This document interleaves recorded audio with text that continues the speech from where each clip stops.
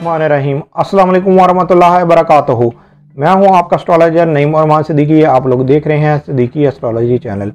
ये वीक लियो वालों के लिए कैसा गुजरेगा 1 मार्च से लेकर 7 मार्च 2021 तक की मैं बात करूंगा कि ये वीक लियो वालों के लिए कैसा गुजरेगा, इनके किन मामलात में बेहतरी है और किन मामलात में इन्होंने एहतियात बरतनी है।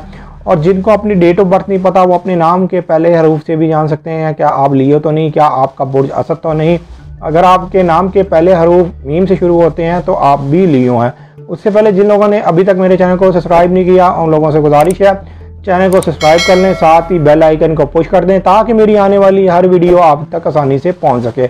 वीडियो को शेयर लाइक कमेंट लाजमी करें ताकि हमारी टीम की हौसला अफजाई के लिए ये वीक किन मामलात में ज़्यादा बेहतर साबित होने वाला है सबसे पहले मैं आपको वो बताऊंगा, इसलिए कि इस वीक के अंदर जुपिटर और मरकरी की जो आपकी 7th हाउस के अंदर नज़र बन रही है ये बहुत ज़्यादा एक आइडियल किस्म की नज़र बन रही है। ये उन लियो वालों के लिए बहुत ज़्यादा बेहतर साबित होने वाली है जो गैर शादीशुदा अफराद हैं और जो लोग शरारती तौर पर काम करते हैं उनके लिए ये नज़र बहुत ज़्यादा एक अहम होने वाली है।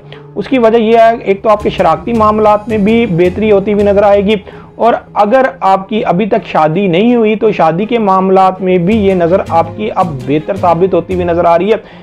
इस नज़र बनने की वजह से आपके जो शादी में रुकावट थी अब वो रुकावट दूर होती हुई नज़र आ रही है। उसकी एक ख़ास वजह यह भी है कि जोल जब से आपके 7th हाउस में आया है तो लियो वालों के मामलात में कुछ ना कुछ रुकावट ज़रूर रही होगी, चाहे वो माली तौर पर हो, चाहे वो शरारती तौर पर हो, चाहे वो शादी के मामले के लिहाज से हो।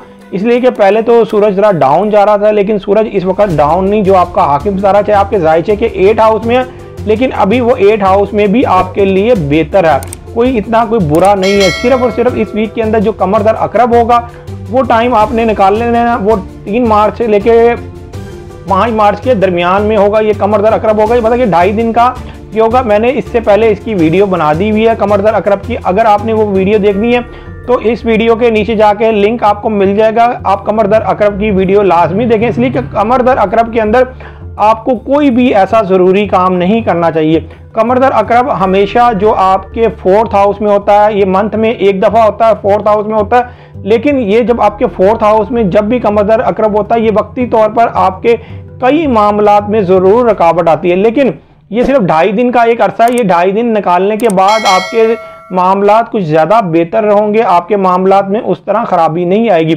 एक वजह यह भी है कि मरीख जो आपके 10th हाउस में था वो आपके 11th हाउस में जा रहा है। मरीख के 11th हाउस में जाने की वजह से आपके कई मामलात में बेहतरी होती हुई नज़र आएगी, ख़ास तौर पर आपके बैरून मुल्क के आला तलीम के और कानूनी मामले में बहुत हद तक बेहतरी होती हुई नज़र आएगी और उसके बाद आपके घरेलू मामलात में भी बेहतरी होती है। 4 मार्च 2021 को आपके 11th हाउस में मरीख आ रहा है। मरीख के आने के बाद आपके मामलात में बहुत ज़्यादा बेहतरी आना शुरू हो जाएगी।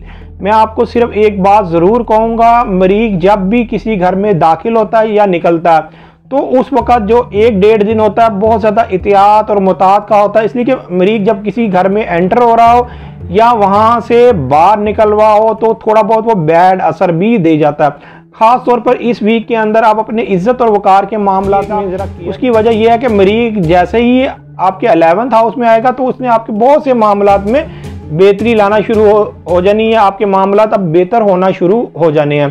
तो लियो वालों के लिए यहाँ पर सिर्फ और सिर्फ अपने इज्जत और वकार के मामलात में और घरेलू मामलात में, इसलिए कि कमर दर अकरब है, कमर दर अकरब होने के बाद इनके घरेलू मामलात में भी बेहतरी आना शुरू हो जाएगी। फिर मामलात उस तरीके से नहीं रहेंगे, वो मामलात फिर बेहतर होना शुरू हो जाएंगे।